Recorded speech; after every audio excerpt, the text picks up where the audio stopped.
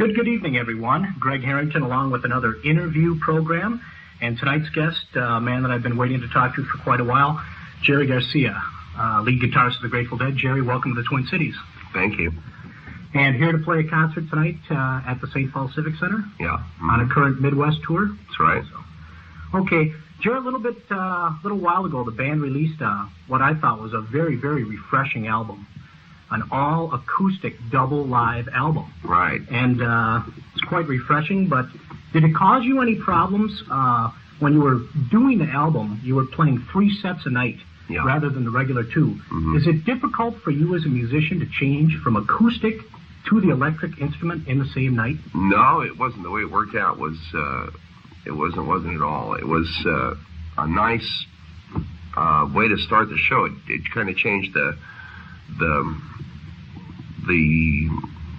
I don't know what, the emotional taper, I guess, mm-hmm. what you might describe as the emotional taper of the show. Since the acoustic set we did, it was had a real intimate quality. It wasn't a very high energy thing. It was kind of a relaxing and you know, intimate kind of experience, both for us and for the audience. It was kind of a gathering together, and the kind of places that we did this in too were also theaters. As opposed to concert halls, or as opposed to the big arenas and that sort of thing. So in a theater, it had the effect of sort of galvanizing or sort of uniting the whole process, you know, the evening. So in a way, it made it so that the whole the curve of energy throughout the night was sort of improved in a way. It was like this intimate, close, delicate thing that happened at the beginning, the acoustic stuff, which had that kind of quality, and it really, the proximity had a lot to do with it. In our acoustic setup, the band is set up very close together. We're close enough to hit each other. We can reach out and touch each other if we wanted to, and that's kind of refreshing for us to be just that close together. That may have had something to do with it, and then the thing of the music itself gets so quiet, the acoustic music does, that the audience also got to be very receptive and responsive during that first part. So it changed also the nature of the electric sets that followed it. It made them, they started with a little bit more delicacy and so forth, and they were also a little more relaxed than normal. So the whole evening was actually really nice, and it wasn't at all tiring. In fact, it was refreshing. It was a nice change of pace for the band. Right, it was an interesting thing to do. It kind of got you guys back to some of the early stuff that you did, some of the bluegrass stuff, and some of the traditional songs. Yeah. I wanted to ask you, how do you come up with these traditional ones, such as like Jackaroo, Fenario, I Know You Rider? Mm-hmm. Were these things that you guys were doing maybe way back in the jug band days of Mother McCready? No, not really. Some of them are ones that I just know them from. We know them from the days when I was exposed a lot to folk singers and that sort of stuff, and from when I was a bluegrass musician, and just that ambience. I have always appreciated those kinds of songs, ballads and so forth, and I've always enjoyed them. There never was a time when some of those songs, when I actually ever performed them, apart from thinking that they would be a nice thing to do in the Grateful Dead in an acoustic setting, just because I love the songs, really, not. But they aren't part of an earlier Grateful Dead repertoire. Not, for the most part, they're not. Okay, so it's something that you've come across as of late. Yeah, well, they're actually things that are remnant. Most of them are things that I've known just for an awful long time. Some of them I don't even remember when I learned them. You know, some of them I've known for that long, and that's, you know, they come from our collective musical backgrounds, is what they come from. Okay, Jerry, a while back when you were doing the acoustic sets, I had a chance to see the video. The Halloween video was set up here in the Twin Cities, and I guess in 20 or 25 other places across the country. Yeah. I know I've seen the movie several times. When did you first start fooling around with the videotaping of the band? Well, we haven't really been fooling around with it very much at all ourselves. I mean, but it seems to me that we did our first video. The first video thing we did was back somewhere right around '69 or so. Is that right? Yeah. And it was in conjunction with the with KQED, the Bay Area's educational station. And, Calibration? Yeah, Is that it? Well, it was a show. One of the shows that what's his name? Ralph Gleason was the host of back in those days. And I think it seems to me that one of the shows that we were on played. I mean, interminably, it repeated interminably throughout the United States. It was a show we did. I think it was us and Santana and the Airplane, maybe back in those days, and that was probably the first video kind of stuff that we did. And then we were involved in a couple of simulcasts, like New Year's Eve simulcasts. I had a chance to see that. Yeah, but we didn't really. It's never been something we've been involved in. But we thought that it was perhaps in the East Coast where we have a problem of sort of too large of an audience. We thought maybe it would be a good way for us to be able to play 15 different places in one night. That's right, and maybe there would be something to that. So it was really an experimental idea, top to bottom. The idea that maybe we could try something like that, a simulcast, and see what happens. So in order to get that together, we did a certain amount of rehearsing, in a sense, out on the West Coast. In other words, we did a little bit of video run-through stuff, but not in the sense that we did the same show, Yeah. But just to get a feel for what it would be like. Then when we got to the East Coast, we started to get together a little more with the technical side of it. And by the time we were at the last 3 nights of our run, our New York run, we decided to tape those 3 nights in the event that we wanted to do something in the future with the tape, and also preparatory to the first 2 nights would be preparatory to the actual live simulcast, which was the final night of our engagement there, which is Halloween. I'll tell you one thing. I had a chance to see it here, and it was just a beautiful, a real artistic success. Oh, I'm glad to hear that. We made an effort to try to get some feedback. We had little review cards and stuff like that in the theaters. There were no technical problems at all. That's excellent. That's real great. I'm happy to hear that. But it was one of those things. I mean, we did it mostly as a gesture to our audience to see if it wasn't something we could do apart from living on the road, you know what I mean? Something that would maybe allow us to be a little bit more selective, and also to see whether there was something, whether the experience would have any value to the concert goer. So, it was an interesting experience for us, and it certainly it paid for itself, as far as it went. It wasn't something we made money at, but it paid for itself, and it yielded not only that simulcast itself, but also a Showtime special, which is coming out of the tapes, an edited version of the tapes, that's much shorter, of course, and also a video disc package that will, coming out in a couple of different formats. So, we learned a lot from it. So, as an experience, also, it gave us a chance, most of all, to really exercise a lot of our live recording fantasies, which gave us the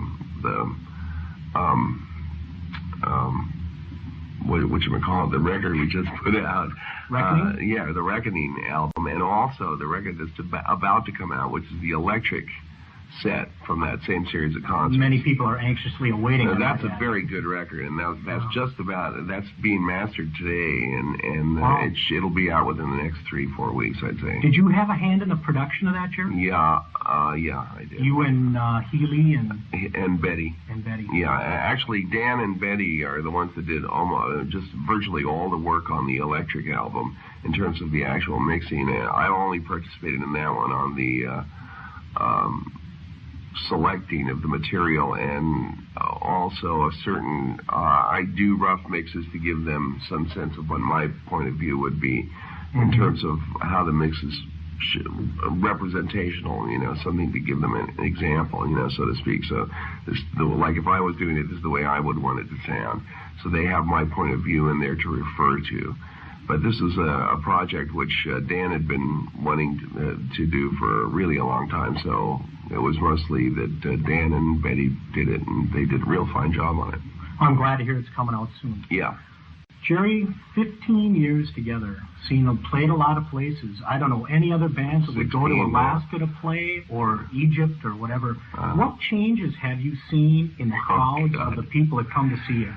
Well, the crowds actually, they haven't been they haven't changed that much. I would say that really the crowds have, we've changed more than the crowds have, I would say. I mean, in a way.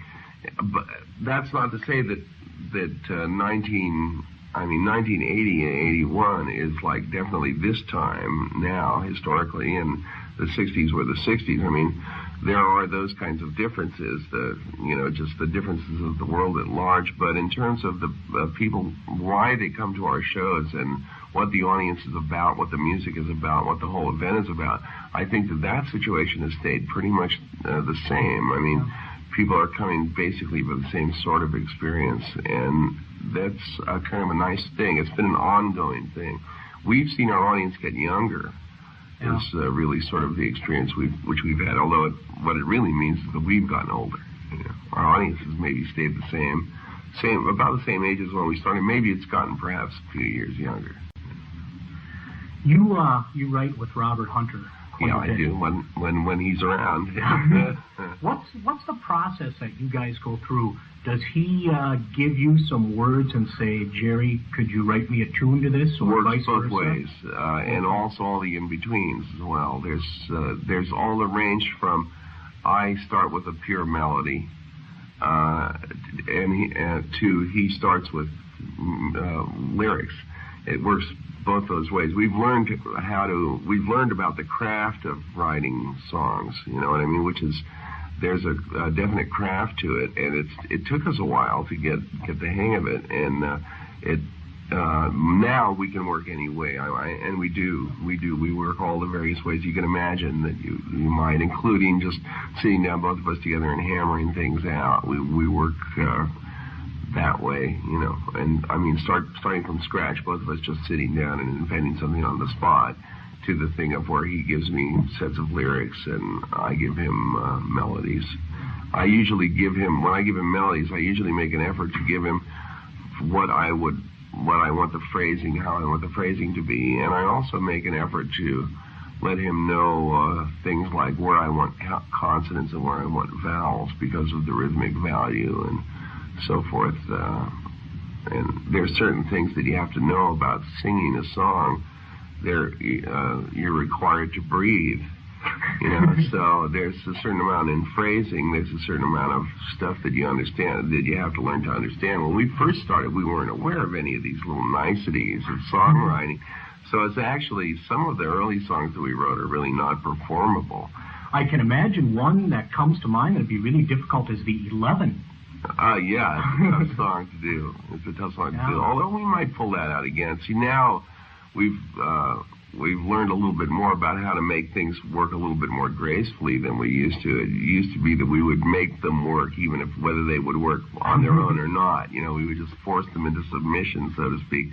But now we've learned how to make the things like that a little bit more graceful. So part of the fun of we've got a new, he's not new anymore, but Brent in the band now. It's been enjoyable to go back and get some of our old material and work it up fresh, so to speak. And that's an ongoing process. We haven't really gotten all the stuff that we've known. That's for sure. Yeah. There's an awful lot to choose from. Yeah, and that, like I say, that's an ongoing process. Part of the fun is seeing this old material gain new life. One of the next questions I had was, are you planning on reviving any of the older tunes? And you just answered it right Very there. Definitely, yeah. One thing I've always wanted to know, and I think it's actually the magic of the band, is when the Dead are on a roll, when your songs are all flowing into one another. Yeah. How does that take place?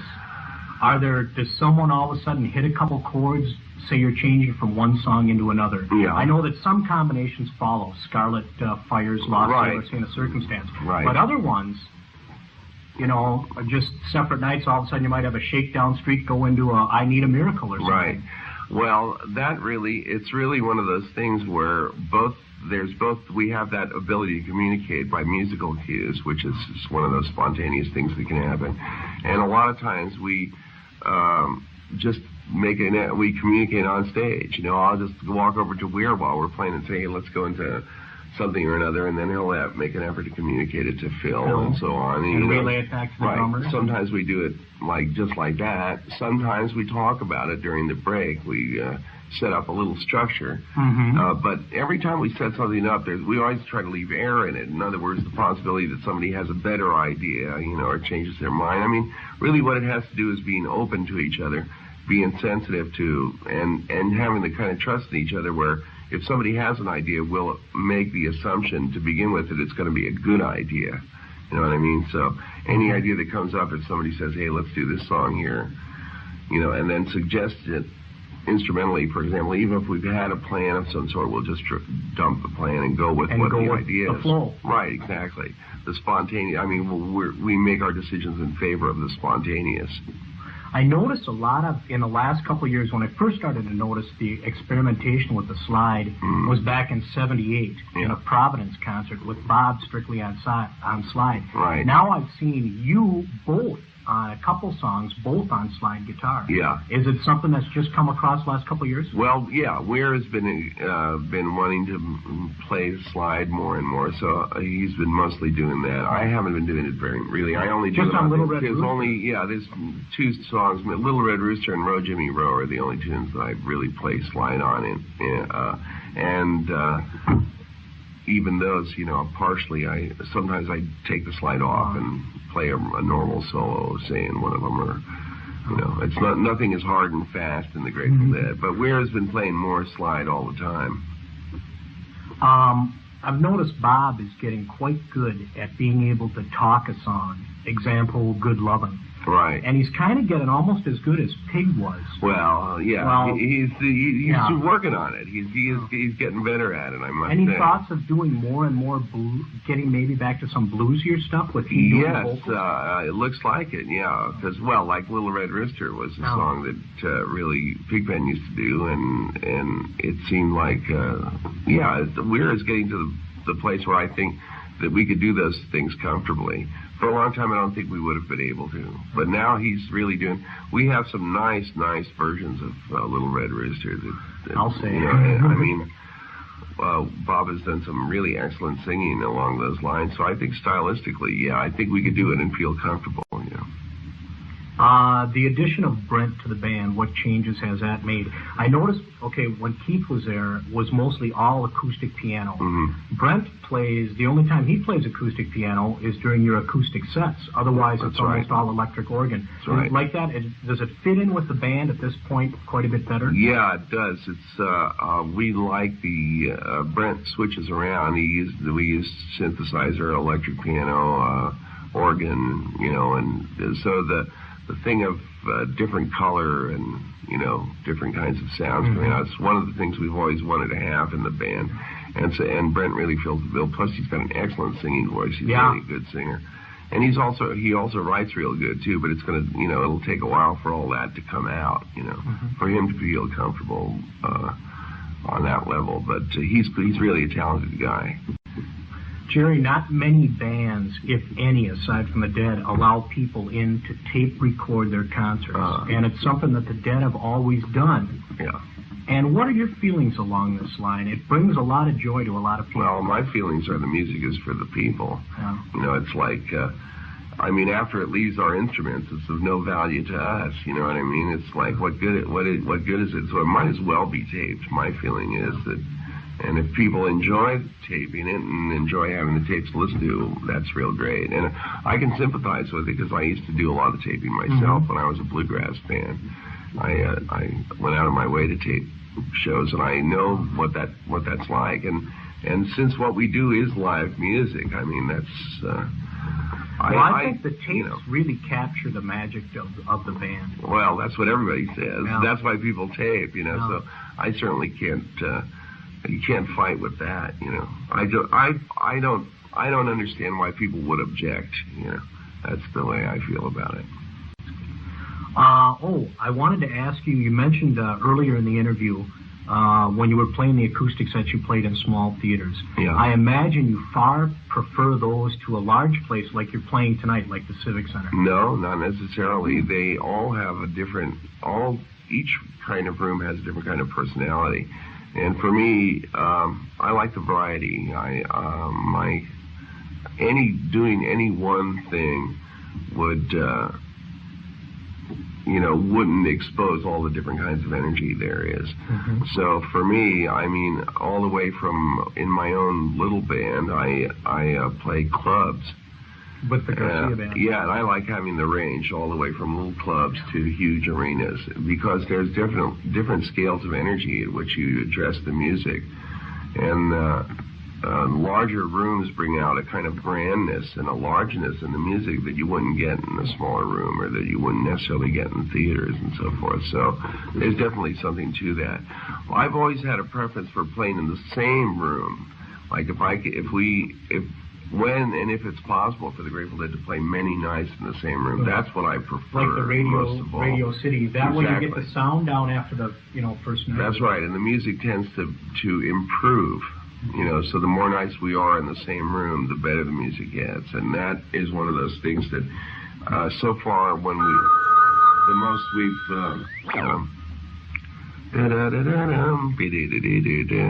that Manhattan tune, Yeah. When it's there, sometimes those things are there, sometimes they're not, but sometimes I try make an effort to disguise them. I used to have a little game going with the equipment guys. They would make an effort to spot anything. There'd be like a tour where I would include like 2 or 3 notes of weird songs in the jam or something like that, and see if anybody spotted it. Was it's a little running gag thing. Have you guys ever done, this is a question that I've been after for a long time, and did you ever perform or can ever recall performing a live Unbroken Chain? No, I don't think we ever did. Something in Chicago, and it had been driven for years, and you know how they salt the road? Well, that did the same thing here. And they salted the roads and all that, and so the whole undercarriage and an awful lot of the metalwork on it was virtually rotted through, So, rather than do the body work on it, I got it because I had such a fondness for the wood paneling on the inside and all that, and it had all kinds of neat things about it. It was really fun to drive for about a year or so. Wow. So I had it for about a year or so, and then I gave it to a friend of mine who is this a guy I know who's an Irish guy. He's now manager of Maynard Downs down in Texas, a place we just played in Texas. Mm-hmm. And he was the sort of guy that would really enjoy the car and take care of it and everything like that. Well, it's it's one of those things Jerry, a question that I guess I've always had about your music is just that, like particularly in second sets when y'all whip off about 5, 6 in a row and they just run into each other and it looks just so natural. Is that something that, like, in a break you talk to Bobby about and say, we'll do this and this and this, or does the music just kind of go wherever it goes? Well, we talk about it usually, but it depends. We were just talking about this very thing, and sometimes sometimes somebody has a good idea right on the spot on stage, and then it's a matter of just being able to signal it or communicate it to everybody else that there's going to be change there. So, that's part of that mechanism. The other part will be that sometimes Wierd and I will discuss it. Sometimes the whole band will discuss it. Sometimes somebody has a good idea for a sequence. Why don't we do this and this? Or sometimes somebody has a partial idea, like, well, why don't we do these 2 tunes? And so then somebody else will try, well, how about adding this and that, And so it works all different ways. I mean, sometimes we work it out. Sometimes it's partly worked out, but no matter what the circumstance is, it always is. We always will take the option for whatever happens on the spur of the moment. In other words, even if we've planned it out, if somebody has a better idea as it's happening, we'll sort of countermand everything else and go with whatever the current idea is. That way, that sort of avoids confusion, But it really has to do with trust. Yeah. As more than anything else is what it really boils down to, and it's basically the thing of just trusting everybody else that whenever somebody does have an idea, that their idea will be one that everybody can dig. So, and that in itself really is one of the things that makes it harder, I think, for a lot of bands to do that. Well, there's no band in the world that can do it the way you guys do. Anybody could. I don't know. They don't. Yeah. It's the thing, and I don't know exactly why they don't. Or I mean, it's not. You know, it's not that there's anything that unusual. I myself have always been fond of that sort of thing, just because I've always been really intrigued by transitional works of any kind. You know, I just like that. I like the in-between spaces of going from one thing to another, and there's always the challenge of trying to make a transition from one thing into another musical. Mm-hmm. And sometimes they're just peculiar. I mean, sometimes the transition will be all strange. I mean, the key relationship will be real weird, and there'll be no rhythmic relationship. And so the challenge is to create some kind of intermediate music that represents the coming together of the two halves, you know. And that's part of what's just an interesting mechanism in music to me. So. I talked to Bobby just a short time ago, and he mentioned, well, I asked him, but he said yes to it. He mentioned that he had sung Unbroken Chain a couple times. Is that something maybe? Really? Yeah. And did you ever think of maybe doing that? He could. I don't remember that we've ever done Unbroken Chain. If he remembers it, I can't remember the circumstance in which we've actually performed it. Probably back like 73, 74. It would have had to be. Well, we only of Unbroken Chain. What we've got a tape of Phil on an acoustic 6-string, and he's just. It sounds like, anyway, he's teaching the song to the rest of the band. That's probably what it is. Yeah. Oh, that outtake. That outtake, yeah. That's probably what it is. Because it doesn't seem to me that we ever performed it. I just don't remember a situation in which we performed it. That's why I can't find it on the tape. It's not there. It's not there. Probably why. It's a great song. Yeah, it's true. What made that noise, Jerry, on the studio album? What made the noise going through? Our Odyssey. Little ARP Odyssey. It's an wild. Interesting sound. The first time when you hear it, it's pretty wild. Yeah, it cuts right through. It's strangely appropriate, that is. It's a nice, musically interesting thing, you know, the way that works. One of the real fun times I had with your music once was back in my college days. I was in a frat. I don't know, maybe that's where I get this eyes out shirt from. At any rate,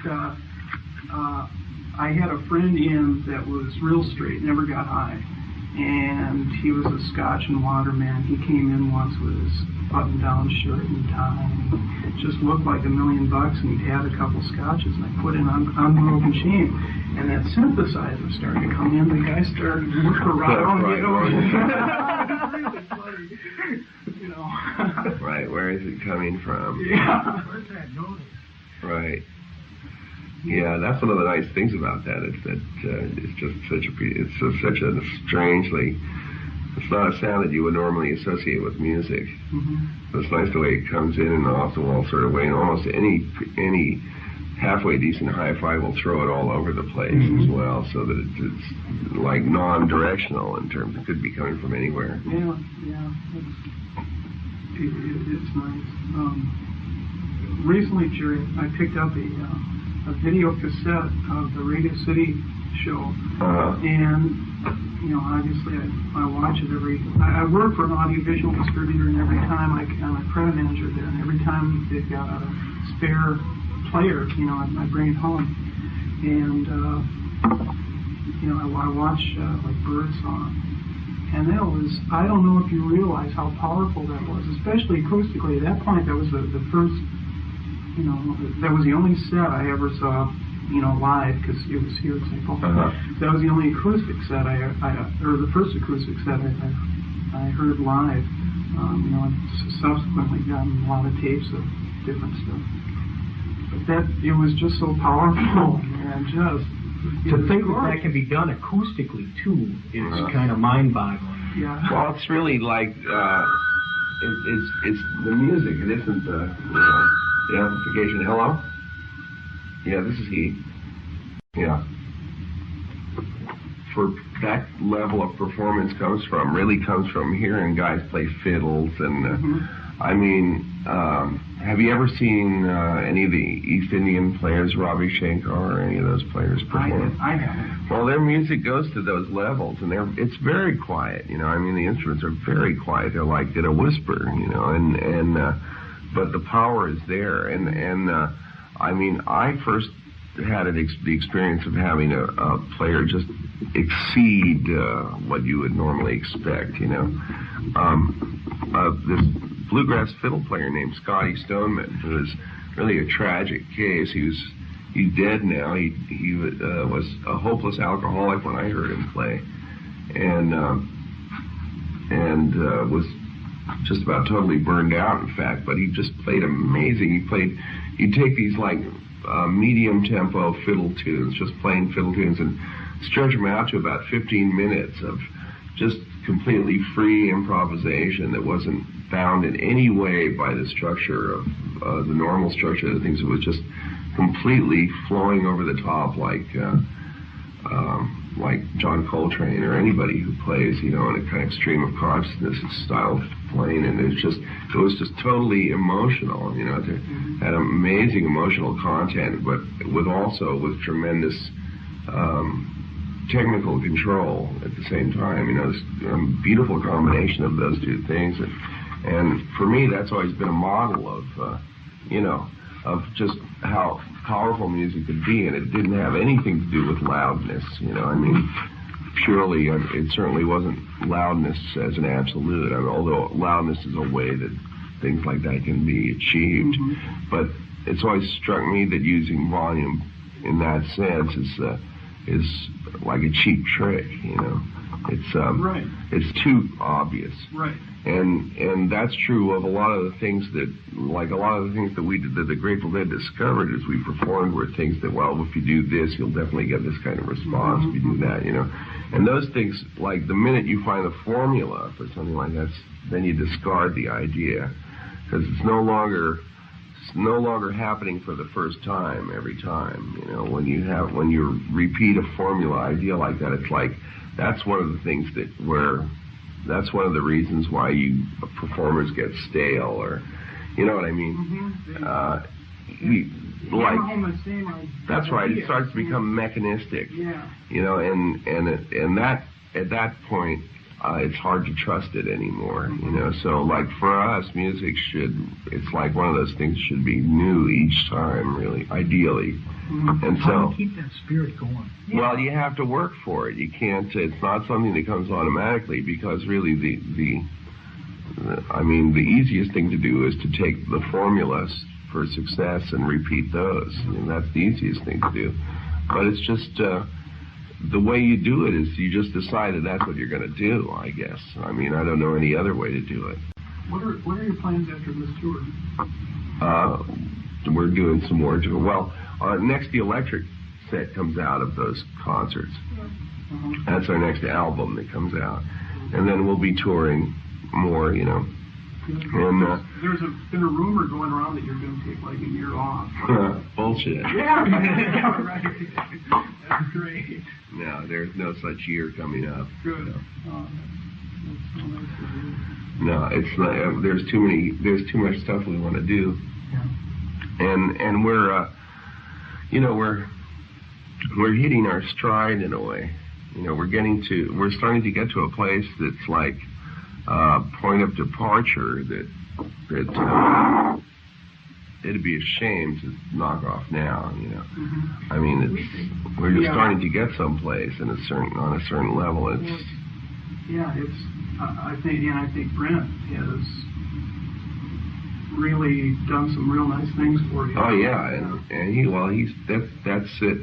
There's, you know, I mean, he represents a whole vein of possibilities that we haven't even gotten close to yet. You know, much less. I mean, plus there's all the material we haven't started to do of our old stuff that we haven't put together yet with Brett. You know, there's a lot waiting to be done just to kind of get even. You know. Some friends of ours make up Dead Buttons, and this is a an Ico button that we'd like you to have. An Ico button. That's the Chupatulas. Yeah, that's nice. And I send greetings from virtually everybody that I trade tapes with, and it's really like a communication network that reaches all over the country. I mean, I'm sure you know what I'm talking about. Well, yeah, we have some cognizance of it, Yeah. But it's one of those things. It's a little bit, I mean, it's a little strange for us. It's a little bit like addressing your own past, in a way. I mean, it isn't a vital concern of ours, but it's definitely something that we try to keep going in a certain level too. Like just lately, our whole collection of tapes is being cataloged by some people, so we're finally paying some attention to it. But our process is, I mean, just in terms of survival, it has to be ongoing. We haven't time to listen to when we were good, oh, we were really great that night, or something like that. I mean, it isn't really what's happening, from our point of view. It's like the only thing that counts is the most immediate concert in the past and what's coming up. There isn't any there isn't any comfort for us in what happened that was good. Mm-hmm. It doesn't work that way.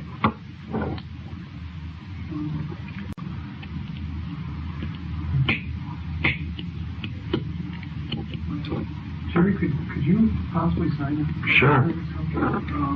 Yeah, you guys can stick around for a while, as long as there's these other people coming up. I mean, you might as well. Hit my book for me? Sure. I got a cheap book here, and maybe on the inside.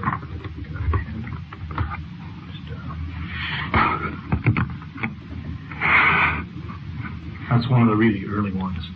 So. I'll say. They're not in any particular order. That's one of the first ones I got. Did you answer that? Sure. Have you seen the people that have the big, there's these people that have a big computer printout of all the known tapes. Is that right? Yeah. From going all the way back to 67 or 69 or something. Yeah, they have it all, plus things like the frequency that certain tunes appeared, and I mean the number of times that certain tunes have been played and all that kind of stuff. It's just amazing. I've been thinking about doing that with that book, but it would take me a long time to do it. Somebody else has done it. I wish I had their address and all that. I'd turn you on to them. I'm sure they would be interested in,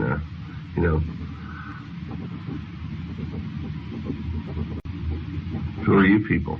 My name is Yoel. I'm Mike. I'm Kevin. Hi. Oh, this is Jerry. You guys can introduce Steve. Hello. I'm Greg. Greg. Pleased to meet you. Really? Enjoying the Midwest, Jerry? Yeah. Midwest like that. Yeah, we're enjoying it too. Yeah, it's actually kind of nice driving through the Midwest. Where are you guys from? Southern California. Oh, yeah? We went through Hannibal, Missouri, and we checked out Mark Twain. Hannibal Mo. Yeah, right. Right. 61. Yeah. Have you guys been to the Midwest before? This part of the country? Not on the ground, We kind of flew into Chicago last summer. Gotcha. Gotcha.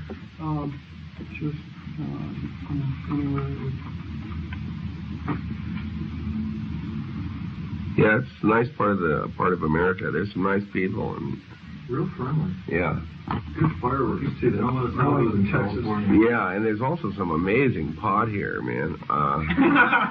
There really is. There's some people who grow pot in Iowa.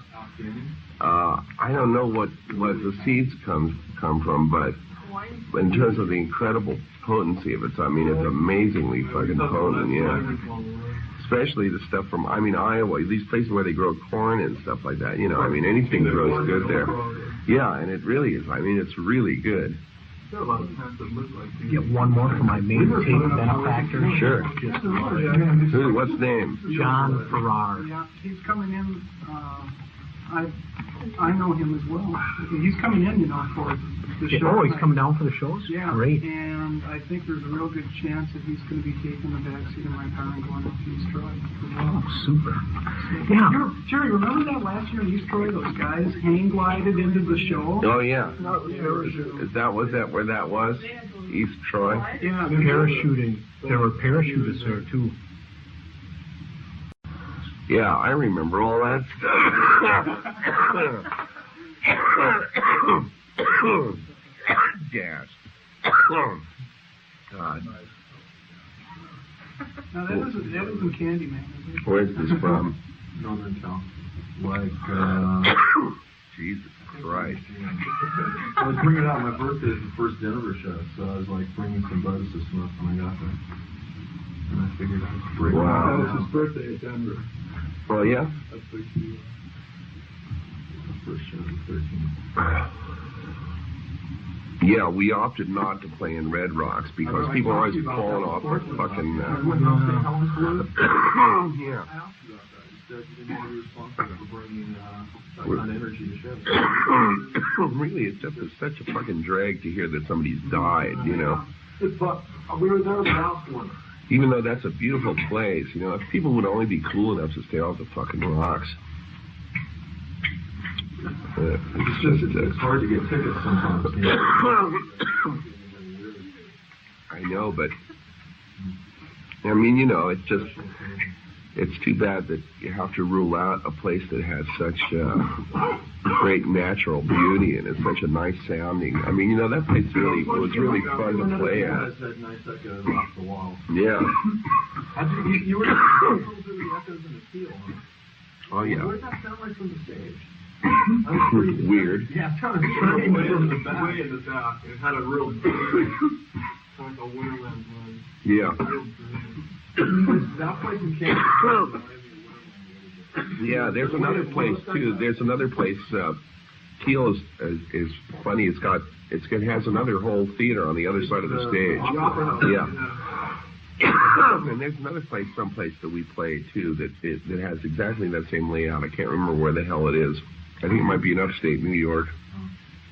I don't remember where it is, but it's one of those places that could be designed by the same architect. Rochester, maybe. Rochester's nice. Does the Uptown close? Did you know if they closed out or something? Which one? The one in Chicago? Chicago. No. I don't think so. We heard, that's another rumor that we heard, that you guys are going to close the Uptown. Yeah, I had heard that too. Who knows where they come from? Not on purpose, you know. If that's going to happen, we didn't. It's really wild. I've heard about the place a lot, and then I went and saw a couple of 3 shows there, and I was amazed at the gargoyles and the feeling and everything. I just said, yeah. It's a nice little theater, and it's nice that it's loose enough and relaxed enough so that, you know, people can go in there and have a good time. Anywhere they give away roses makes you feel good when you're on Yeah, we used to play at this place there in Chicago called the Auditorium Theater, which is it's like a museum. I mean, but it was one of those places where you couldn't touch anything, and the audience would always get in trouble because the seat would get wrecked or something, you know, so it was like really uptight, and we never sounded good in the fucking place either. I mean, we played there for years, and we could never seem to get a good performance out in Chicago. It was the weirdest thing, and we played there for a long time, until we started playing the Uptown. The Uptown, like, opened up for us. It was that right combination of being basically a good theater, but funky enough that, you know, nobody was worried about it. It was like important that it's relaxed a little bit. It's a drag when the audience gets tyrannized, you know. But right, really, it completely wrecks the whole point of it. Jerry, what is your favorite song to sing, or one, you know? I don't have one. It changes from night to night. Yeah. Right now, I like to do Althea a lot. I've been doing it almost every show. That's because I don't feel like I've gotten it right yet. When I get it right, I'll stop doing it, you know, or I'll lay off it a little or something like that. But it's one of those things I keep feeling like I want to do it until it really is right.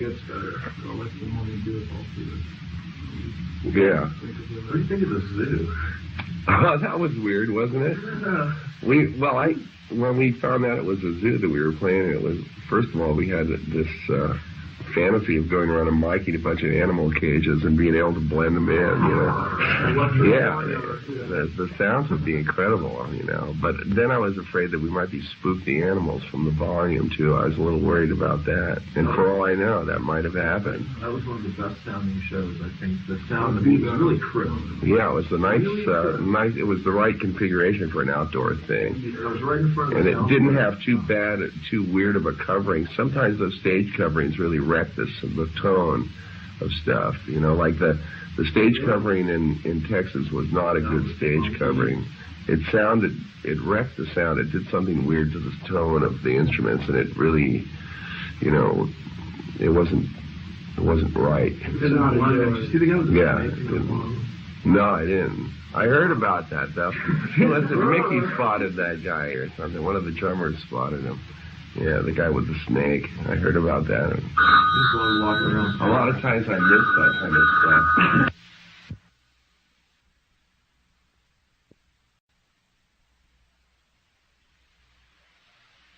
Yeah, I might. I mean, it just depends. It's one of those. It's like, for me, it's it's annoying, you know. It's when you write a song, I mean, you have a certain concept of its setting and how it feels and how it should be, ideally. And it's like, if it doesn't get expressed somewhere, you just want to get it. For me, it's like, I got to get rid of it, you know. Otherwise, it's like hearing an advertisement that's stuck in your brain, you know. It's that same thing. It's annoying as hell. There's going to be one incredible Althea, and then it's going to be... And then never again. Yeah.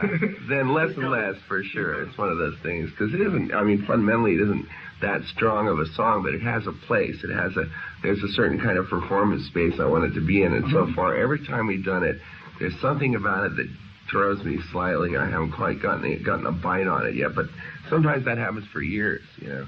I mean, songs are funny that way. Mm-hmm. For me, especially. Yeah, I liked it when it was in the second set, like last summer. Incredible in Boulder and in Chicago. Yeah. I saw it. Yeah, second set, that's a good idea. Maybe I'll stick it in the second set. Well, don't do that. Night.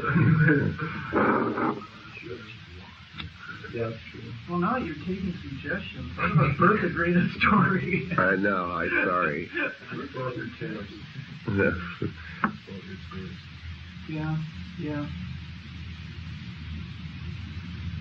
Doesn't matter what it's for. No, that's for sure. That's a pretty good combination, though. Have we done that? Well, Long Beach. Which was the wildest show. Closing Monday night. The first Electric Bird song on the West Coast. Long Beach. Oh, yeah. Yeah, that was a nice show. You were going crazy on the passenger with the wah-wah. Yeah. That was wild. That's really nice. Here's this J. It's getting to the point where it's difficult to keep it going. Excuse me. J. After do you remember the Cornell show? Tell me something about it that I would remember. After the trucking. Cornell. Let's see. Cornell, was that place that was looks like the big a field house, airplane hangar, and it has some kind of structure over to the left of this, or to the right of the audience. If you're in the audience looking at the stage, yeah, some kind scaffolding, of where they had some kind of. Well, the one I'm thinking of has some kind of offices or. Really? Something like that up there, yeah. I can't. Yeah, I think I remember it. Saturday night. This was the going down the road in the Saturday night. Yeah, I think I remember it. We did the Nobody's Fault But Mine instrumentally, but no vocals. And you went up to the mic as though you were prepared to go into the Nobody's Fault But Mine vocals. Gave it a second thought. Well, what I was actually going to do was this other tune, but then I remembered that Wierd didn't know it. It's this other tune. It's like Nobody's Fault But Mine, but it's a little different. And then I decided, against it because I knew it would fuck up. I remembered that it was a little bit more complicated than I originally thought, and so it was like a change of plans, really. It's odd that I would remember that. God knows how many times something like that has happened. This all happened on the last tour, I assume. Yeah. Oh, good. Remember back in 1968? Selected memories. Yeah, it's tough. I have to really remember. I just ran across a show that hit me really hard. It was Providence, Rhode Island, 1978. 78. Wierd was just, amazing. Just really. Where is it? Providence, Rhode Island. I don't. Yeah. I might have it written here. You did a Eyes of the World that was breathtaking. I like the way you're treating the eyes now. The last 4 I've seen, it's amazing, and it's like, we know it's Eyes of the World, but then it's like that stock, and we're going to go all the way to Eyes of the World, and we got the continuum going. And there's been like 4 different ways we got into it. Well, it's like, really slow, there was this, I had this idea about that song while we were in England, that I thought it would work at a much, much slower tempo. But I haven't really yet tried it. I haven't got the nerve quite to try it that way. But then there's an up-tempo version of the slow. Oh, really? Oh, I see. Right. Well, it used to be that we had all those changes at the end in the jam session. I mean, the jam at the end, there was a thing that we had that was organized. Yeah, it was in the movie. It was the minor stuff. It was the minor key stuff. And, but that one, we've never rehearsed that segment of it. So it's like one of those little details that Brent doesn't know and the rest of us don't remember. Every once in a while there's those little elaborate things, and until we get around to rehearsing actually that thing is good. That was also when there was a bass solo there. I missed that, really. Bass solo at the end. Myself. Yeah, that was real nice. Right, well, it's up to him. The keel was really important. Yeah. I thought you and Phil had a little more interplay going at the keel. And yeah, we had fun there. That looked like you guys were really having it was fun. It was fun, yeah. People said a little pissed in the first set, like something. Oh, he was crazed. Totally crazed. What happened was the monitor of my guitar monitor over on Micky's side, the one that Micky controls the volume of, was too loud for him. And he was trying to, but he didn't realize that's what it was. But that's what it was. Well, what happened was that I went back and turned mine down a whole bunch, and it was still too loud. So by process of, since the only other source for me on stage was Micky's monitor of me, which is quite loud. That's the only other thing there is, so that's what it has to be. Luckily. So it comes out of your amp stock and out of Micky? Yeah, it comes out of, Micky's got a monitor speaker back there. He's got a monitor speaker back there. It's got 2 12-inch speakers, it's open back. So it's quite loud. I mean, it puts out a good, and it's running off of half a Mac. So it's got 300 watts on stage. It keeps your ears, you get that feeling in the middle of your head. Yeah, right. It burns. It's awful loud. My stuff has been, I changed the way I have my power amp wired, and now it delivers more on-stage power than it has. Yeah, it's a little, so I haven't got the hang of it yet. Sometimes it's a little too loud. Wierd sounded really wild in Oklahoma. I really heard him well there. He didn't come out too well at the keel at the end. Yeah. But in Oklahoma, during Let It Grow, Let It Grow was really, I really liked the zoo. Yeah. Yeah. We all threw this out from Kansas City. Yeah, that was fun. Wierd completely surprised us with it. Really? Yeah, he threw it. Did you just bust it out? Yeah, he didn't announce it or anything. He just started doing it. Yeah. I didn't have the slightest idea. What do you think of the Ever Since She Went Got Her Sex Change line? I think it's funny.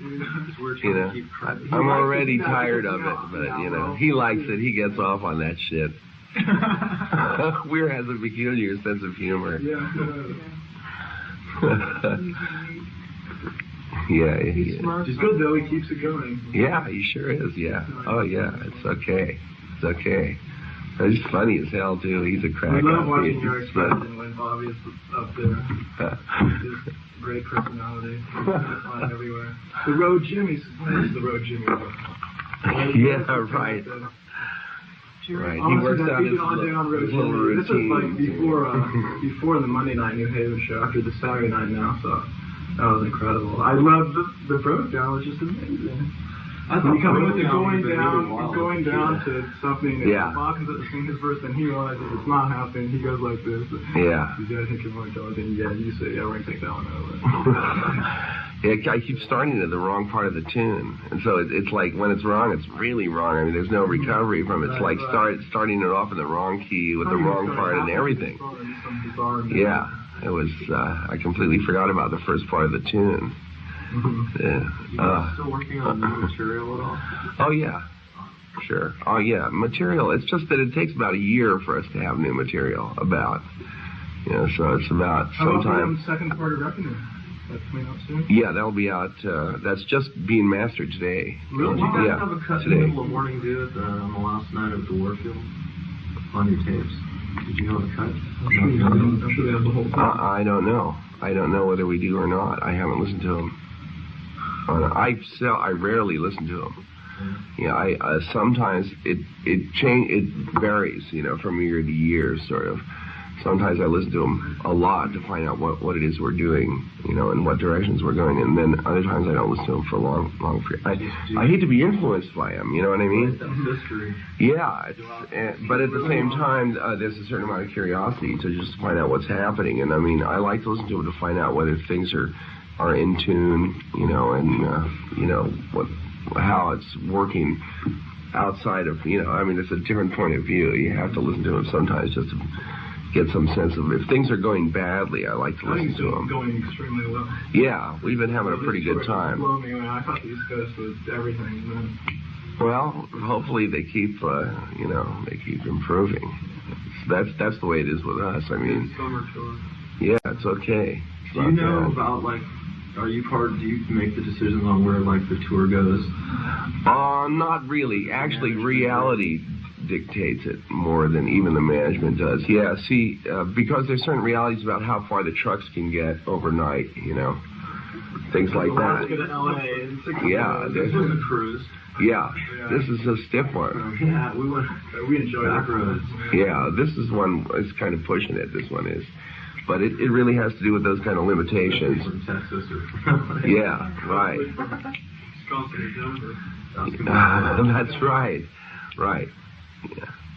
You'd have to start in Texas for it to make sense. Right. You know, if you started in Texas, it makes a different kind of sense. It's the getting in and getting out is the hard part. You just make a big circle for a while. Well, it's America, you know, you have to take it in bites, so you know, classically this is one bite, you know, the Northeast is another bite, the South, and that whole thing is. South is all Mississippi, Alabama, you know, those kind of places. We don't play there very often. We're just starting to get into the South, in fact. You know, we're starting to... I saw Atlanta. There at the show who'd never seen the Dead. They were really getting off well. Yeah, that's it. The South is like kind of new to us in a way. It takes us a long time to get into some of the parts of America. New Orleans was too much, yeah. I thought those were really excellent. Those were the kind of shows I love. Yeah, I don't know what it was specifically about them, but they just felt so good.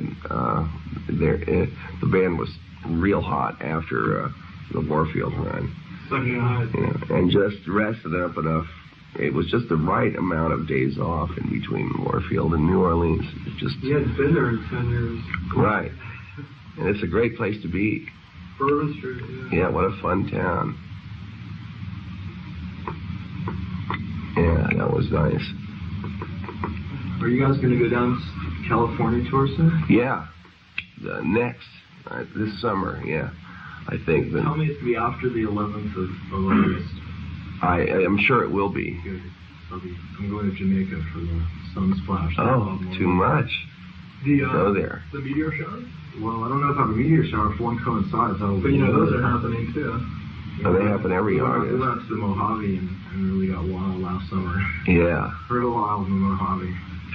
Showers. We saw one that we thought was going to hit. It was like it lit up the whole sky. Right. And it broke into two pieces. That was the wildest one we saw. Yeah. God, they're amazing when they have. I mean, all you have to do is keep your eyes open, and there they are. They're all over the place. Yeah. Have you seen the Northern Lights? Yes. There's rumors about you guys going to Alaska. We might go back to Alaska. Hawaii too? Not Hawaii. No, there's no. I don't think so. No. And you've never Not played this year. Hawaii, right? Yeah, we have. Oh, you have? Yeah, a couple of times. Wow. Believe it or not. One time. Long time ago? Long time ago. Do you know a guy named Ron Jacobs? He's a radio announcer. Ron Jacobs. Yeah, I think I do. Yeah, it's my sort of an uncle. Oh, fine. just connect out of an extended family. Yeah. He was with KHJ in the 60s. Yeah. Yeah.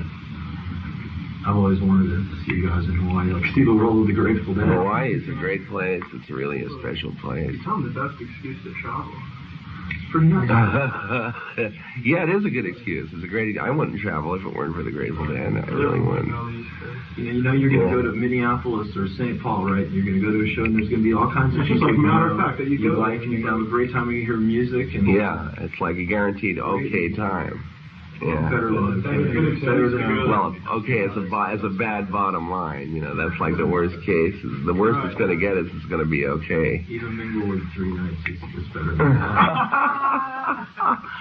I'll have to tell Wierd that.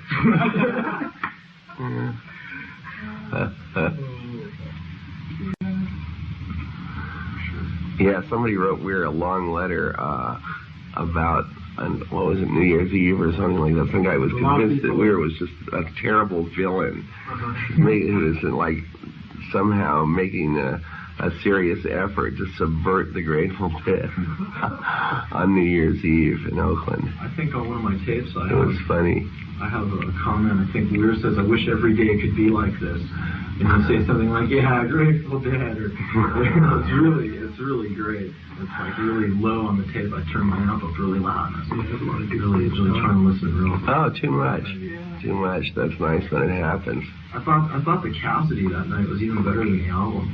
I was really impressed. And then when it came back to the last vocals, you guys kind of blew it going in. And then you got it together and just kind of mellowed it out. It was really wild. Right. Well, when Wierd sometimes signals in a place that's completely fucked up, you know, when he signals, a lot of times he's wrong. You know, he signals. In Berkeley, he went for the right. But he's just every night we have a turkey chorus. And it kind of looks up at the sky. Just doesn't have anything to say. Yeah, he zones out. Yeah. The Truck is a favorite. Yeah. Still like what he said. So wow. Yeah, but it's also. Yeah, Weird's good. He's good. So did you enjoy playing with Phil with the Garcia band show? Oh yeah, that was interesting. Yeah, I saw both of them. It was interesting. It was kind of good. It was first okay. I thought, why did we pick that? Of course, it's the cute little girls and. Well, it was all new. Yeah, I mean, Phil had to learn all those tunes in a day, you know, or 2 days or something like that. And he hadn't. I mean, most of them he hadn't played before. So I mean, it's far away, yeah. I wish I could do that. Yeah. I keep going. Man, I remember the bass used to. It's like Sacramento on that tour. Towards Seattle was 3 shows a couple years ago. Right. It's just like bass kind of came off like that. Yeah, he got real chunky there for a while. All of a sudden, you didn't see a Heineken on the amp stack. It was a variegated green bottle. Right. Right. Phil goes in and out with that. Yeah, I saw him in the Rhythm Devils, Micky and Bill and Airtone. Yeah. He would not face the audience. He just faced his amp, and he was just clowning around. And and you couldn't hear him. There was like some distortion with his monitor. Well, what happens when Micky constructs one of those kinds of things? It's like the last thing he thinks about is the music. You know what I mean? He makes an effort to put together everything, and he gets like on this kind of architectural space, you know, putting together elements, you know, it's kind of science or something like that, and then they never rehearse, you know. Neat little things set up. Yeah, every once in a while, you know, or maybe they'll have a few things together, but the thing is, his hope is that with the right personalities there, something special will happen. And it's one of those things where we've done various combinations over the years that where there've been just enough of those lucky breaks with absolutely nothing planned, you know, and with absolutely nothing planned that worked out good, so that it's like he has enough confidence in that mechanism to try it, you know, even sometimes, and sometimes it doesn't work. It's one of those, like a gamble, you know. You just don't know for sure whether it's going to work. It's worth it because when it does work, it's real special. It's real special. But on the other hand, there's the possibility that we'll completely punk out, you know, just because it's so tied to the moment and the particular chemistry of that moment, and there's just no way of. It's like the Grateful Dead. I mean, in the Grateful Dead, the thing is, there's absolutely no way to predict when there's going to be a good show. or if a show is going to be better than another or something. It's just, yeah, well, you know, this is the nature of it, you know, that's the way it is, and it's just, it's kind of nice too. You get to like I anticipated Mississippi House stuff to the point that I drove like 80 miles an hour out of Kansas City, you know, to get to St. Louis, and like we stopped at the hotel, you know, and these ladies like, you know, took their time taking a shower, and we like got in the middle of Stranger, you know, my friend did. Wow, that's pretty good. Yeah. Because that jump, we went right to the plane, right to the gig, and everything. We didn't even stop at the hotel. Jet hands. These are it was a prop plane in this case, but it was prop plane. Yeah. We went on we took a charter of 6. Well, some of those jumps you can't get there, you know. I mean, there is no commercial flight. Yeah, this place tomorrow night is kind of out in the middle of nowhere. Yeah, and that's it. So usually, when that's the case, we have to bump in there, you know, by small private planes and stuff like that. For the 15th anniversary shows in Boulder and the Phoenix show before that, the Tempe show, we took a private plane, Kevin and I, from Los Angeles with this crazy pilot. A real crazy pilot, you know. He wanted to see the show, and he was really into it. And it's like some of the worst flying in the United States. So on a plane over LA, I mean, you know, out of California. Yeah, that's crowded airspace. Yeah, right, bumpy. Righty bumpy. No, you need the right kind of plane. There's ways to do all that stuff. The kind that we fly, they have a gold certificate. You know, it's like, in terms of commercial pilots, it's like the highest, the most highly rated. Many hours in the air. Yeah, lots and lots of hours in the air and all that. And it's like really the only way you want to do it, because otherwise you're fucking risking your neck. It's true. Take your life out of your flying. Buddy Holly. Yeah, right. Who needs it, right? Exactly. And that's it. All those guys that have gone down, it's been mostly because of that thing of just using a funky, you know, company or, you know, that kind of thing, an inexperienced pilot or something like that. But you do it, you gotta do it right. Yeah, really. Especially. Really, it's just, it ain't worth it to go down. They should get a Grateful Dead plane. We couldn't afford it, man. Are you kidding? Fuck. Really, man, we're not even in that category. We're not close to it. I mean, really, it just ain't that way. Oh yeah, that would be great. Actually, we had one tour 3 or 4 years ago or something like that. And then back when Keith and Donna were with us, we had one of those Grumman Gulfstreams, a big job that was a prop jet rather than a complete jet. I mean, it was big and it was outfitted and everything. They had the Grateful Dead emblem on it. They painted it on, for the tour. It looked cool as hell too. No, the you know, skull and bolt thing, you know. Yeah. And that was neat. That was definitely cool. And we had the whole thing. We had the thing for the. Yeah, well, comfortable chairs, you know, and that kind of thing. A spread out seating trip, and not that regular. It's amazing how much easier it is flying private planes. I mean, not have just avoiding the bullshit of airports and all that. It's amazing how much that takes out of you. God, when we use small planes, we can stay out on the road much longer, really. I mean, it's much less of a burnout for some reason. Because it's easier to fly and play the same night when you do that thing of, you know, taking cars right to the plane, you know, and getting off the plane right into the car rather than, and just avoiding that whole thing of, it's really the thing of just being around straight people. You know, I swear to God, man, it's just the amount of effort you have to keep yourself controlled. You know? Really, because it's, I mean, otherwise, you know, it's just weird as hell. I mean, you know. Last summer, Kevin and I took Eastern Airlines, unlimited mileage. So we flew to Atlanta to Chicago and saw the 3 shows there and went to Alpine Valley. Yeah. And then we shined the next couple of shows and went to Martinique. Not too much. Laid out on the beach. Right on. Okay, you know, that's good. It would be great to be able to do that. Shit. Yeah, that's great. That's the way to do it. Flew around for the show, but the thing is, you know, we carried on. We just, you know, we didn't check anything through because we wanted to avoid like terminal. Sure. Yeah. Oh, yeah. You go nuts like, in it's cool about the straight people on the plane to a point, but like when you got to stand around waiting for your bow, you know, it's really edgy. Right. That's it. It's the waiting around for it that really kills you. It's all that time. Yeah. That's it. You like your new car? I've had it for a few years now, but it's still real new to me. There's some things I think I have to change before I really will be happy with it. Hello? Yeah? Oh, hey, Pat, how are you? Okay. Yeah.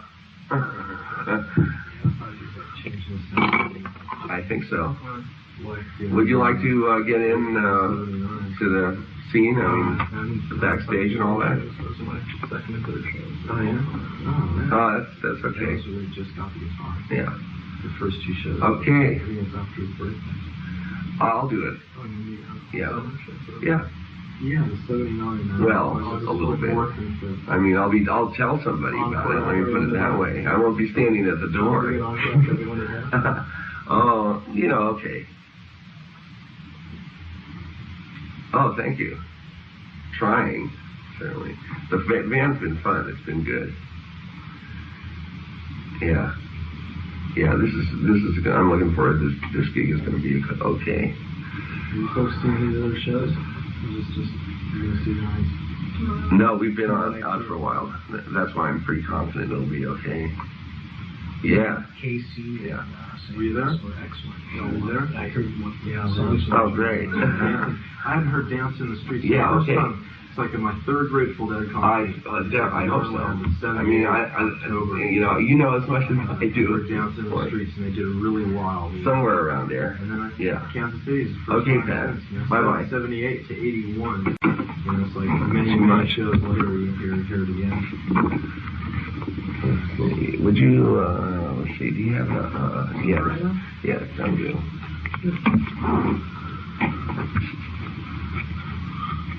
So you like to play after a break? Yeah. The breaks kill you more than the gigs do, really. The days off can be, oh man, they can be awful. The recovery station. Well, you don't really need, there isn't really anything to recover from. It isn't that hard, I mean, it's not like, running a few miles. Yeah, I mean, there are lots of things I'm sure that are more difficult. It can be, I mean, once you sort of get into shape for it, it's, there are things I'm sure that are more difficult. It's the psychic thing that wears you down, really, more than physical, unless you get sick or something. That's definitely. How's the throat? Okay. I don't really have that much trouble with my throat. Brent does.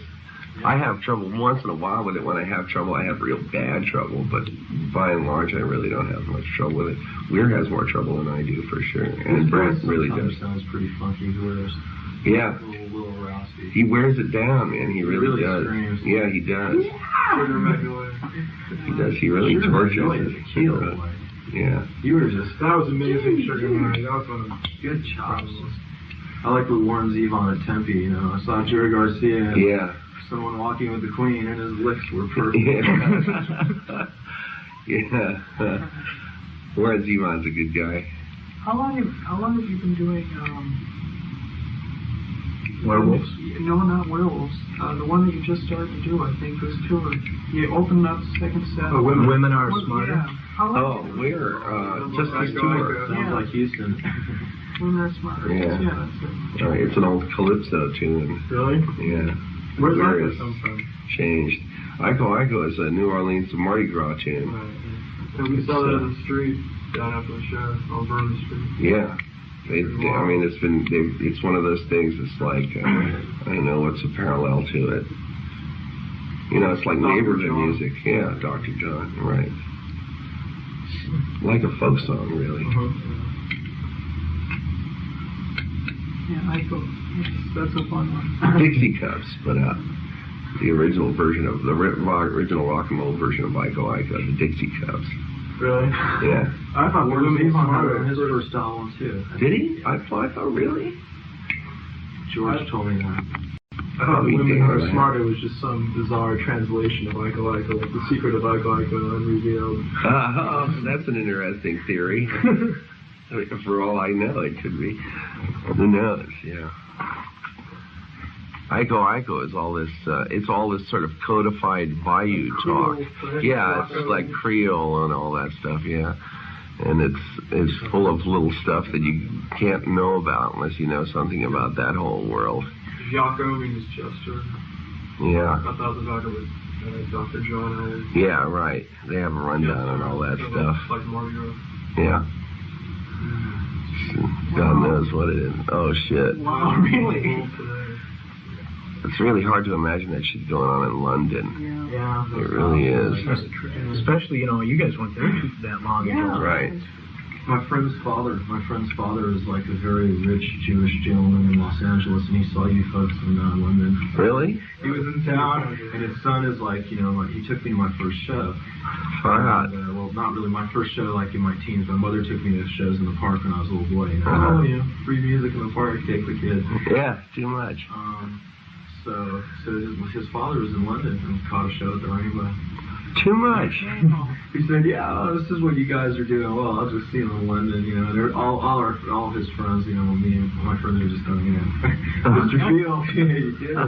I've got a friend of mine whose mother went and saw you back here in 1977. Really? Too much. For the St. Paul show. You came out and you just played by yourself for about...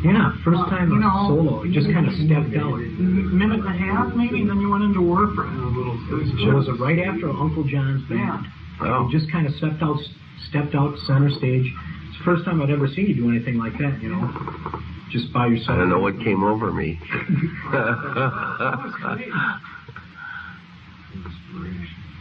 Yeah, it must be. Me brightly. Maybe I could send you tape of it. It's in my archives. I don't know what I can't, it's hard for me to listen to myself, Yeah. I mean, I listen to myself with a whole different ear, I'm sure. It's hard for me to enjoy listening to myself. I know what you mean. I used to play myself up until about October. It was different. We played like bluegrass. I play kind of a nice laid-back finger picking acoustic, and we were on that type of thing. We put in like me and my uncle. We played Ramblin' Rose. All right. What else? Uncle John's band we fooled around with, but where was I talking about? I was on a pattern. Oh yeah, you were talking about what it's like listening to yourself play. Oh yeah, and I hear you say things. Hard to dig yourself. Yeah, and you're your own worst critic. Definitely. Yeah, how could it be any other way? Really, you can do every show. Yeah, right. Every single one. Yeah. Jesus Christ. Yeah, can you believe that? I just don't. I don't see what the fucking point is. I'm surprised when Nixon resigned. Tanks did normal. Really? I'm sure when Reagan was shot, hey, put everything on maximum one. I'm in control now. Yeah. I'm in touch, but I'm in power. But there, it's just man. Where is it? Belfast, Northern Ireland. That's really intense. Just rubber bullets. I hate that plastic bullet that made me eye. In the eye, or something. Yeah, they showed a kid who got hit. I can't imagine what the fuck people want to do that for. I just don't see what the word. Yeah, I mean, I see it happen. It's just hard to find out what the fuck where it's at. Feudal shit, it really is, man. You get the whole society, and the respectability routine, man, and then you look around the fucking world, and all you see is feudal tribal warfare, man. Really? Right. It's the same old shit. It's been going on forever. Right. It is medieval. It really is. It's old stuff. You can walk on the moon, we can't always be the same. Yeah. Right. Really. Just really frustrating. The oldest, tiredest show in town. Yeah, I can't imagine what anybody could get out of it in this day and age, Fuck. It's so fucking predictable and it's just a matter of... never ending. You just gotta... Africa is one huge mass of that shit, too, all the time. I mean, there really is like a genocide space. Like, I guess that potentially all those things are like that, really. Yeah, we never know. Yeah. Probably much worse. They really have to do with some people wiping out another people. Like one reality overtaking another or something like that. That Cambodian benefit was pretty wild. Yeah. It was pretty wild. What was it? Did you enjoy that? Yeah, it was okay. Did you only play a short set? Yeah. Yeah, it's cool that they came out or 90-minute set? One short one. Well, it's because I had another gig that night. You know, party. Yeah. I mean, we all had stuff. Sometimes that happens. I mean, sometimes we all have other things to do. Like the Berkeley Community Theater, and then over to the Key, to the Stone. That was a good example. Yeah. That was wild. We ran out. Wavy Babies. Yes, it'll fry the cockles of your mind. I just said, yeah. I'm going to go over to San Francisco.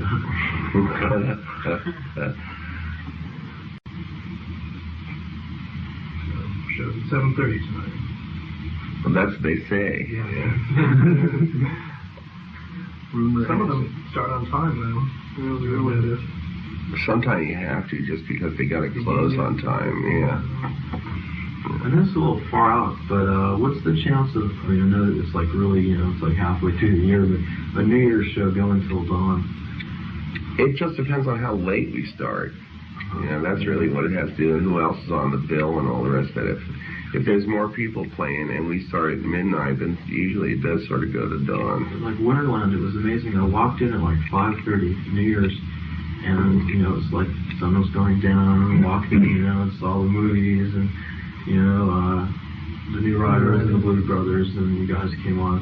And then we walked out the next morning, and the sun was coming up. And yeah. It's such a great, complete That's trip. the way that New Year's Eve ought to be. See, that's a little glimpse of what the old acid test was about, It was really like going the whole night till the next day. It was like this complete cycle would happen, because it's just the way it is. If you get high or something like that, you're up for a long time. My mom, our lady, was at the Watts one. Yeah. Oh, well, that was a good weird one. That was plenty weird. Yeah. That's what she said. Yeah, it was weird as can be. And, it's just when something goes all night like that, it's like you get that sense of completion. It's like it gets to wind up. That's it's really it's nice and complete. That's the way it ought to be, really. But it would mean for us to start at midnight each time. And the world isn't structured for the way, you know what I mean? This isn't the right world for our trip. You may have noticed, It just isn't that way. It's like, like ideally our trip is that all-night thing. No hall in the world is structured that way. And the unions and all that crap, everything is key to knocking off at midnight or knocking off at 10 or 11 or something, That's the way it is, because of just the way the whole world conceives all that stuff. An incredibly wealthy, eccentric old gentleman who's going to support your wildest fantasy. That's right. Hey, yeah. Egypt was right. We're waiting. Wild fantasy. Yeah. Yeah, that's like, right there. Yeah, that's a little more like it. Alaska was pretty good. Yeah. Alaska was great. My friend. What a place, huh? That's that's not even like my high school auditorium. That's like my grammar school auditorium. Yeah, right. Totally. Right. It's like my friend, in the middle of the show, my friend runs out, at the break, and, the sun's still up. It's 10 o'clock at night, and he's just bouncing in the parking lot going, yeah! Yeah, the sun up at 4, to have it still light enough to read out. It's 4 in the morning. Jesus Christ, what a flash. It's darkest at like 3:30. Yeah. My cousin lives a block or 2 blocks from West High. It's like I'd never see my cousin, right? And you guys play up there, and it's the perfect excuse. Amazing. Go up, play, perfect place to stay. What a country that is, man. That really, that is. Hello? Yeah. Okay. No.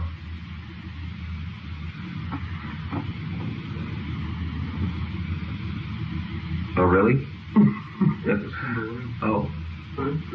I don't recall. That's okay.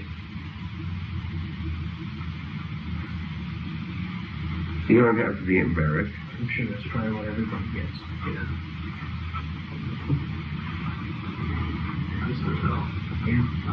Okay. tours ranged everything from most. Did you say you went to Alpine Valley? That's pretty wild. I liked the place, but I wasn't very impressed with the last year. You know, it could have been my space, you know, but like the music never stopped. I didn't think they did it too much, you know. Like driving to the cornfields. It happens. Hey, what time is it? Does anybody know? It's getting close to 6. Okay, I gotta keep going here.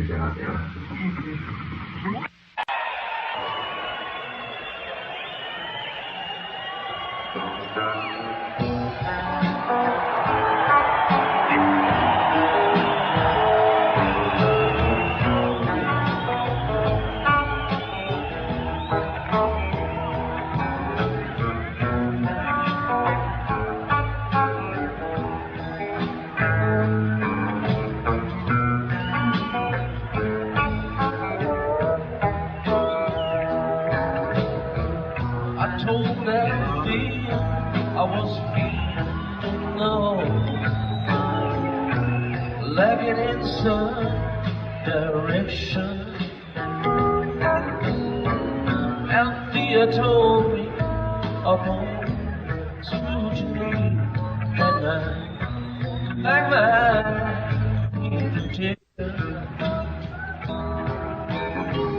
I told Althea that treachery